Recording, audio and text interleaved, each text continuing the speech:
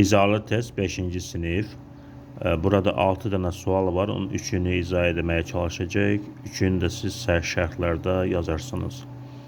Birinci sual: choose the synonym of the underlined word. Altından xətt çəkilmiş sözün sinonimini seçin.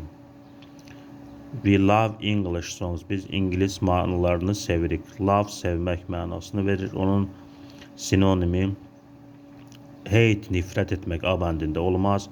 Want, istəmək B bəndində olmaz. D bəndində allow, icazə vermək olmaz. Like, xoşlamaq mənasını verir.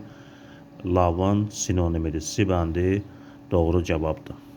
İkinci sual: choose a pair of nouns in the plural. Pair of nouns in the plural. Cəmdə olan isimlər cərgəsini seçin. A bəndində fit, tost, dişli, təkdədir. A bəndi olmaz. B bəndi pencil, eraser, ikisi də təkdədir. D bəndində lips, computer sözü təkdədir. C bəndində desk, cards, hər ikisi cəmdədir. Doğru cavab C bəndidir. Üçüncü sual: choose the correct articles. Düzgün artiklı seçin. Jack writes new English words on cards. İsim cəmdə olanda biz qabağında qeyri-müəyyən artikl işlədə bilmərik. And qeyri-müəyyən artikl işlədə bilmərik.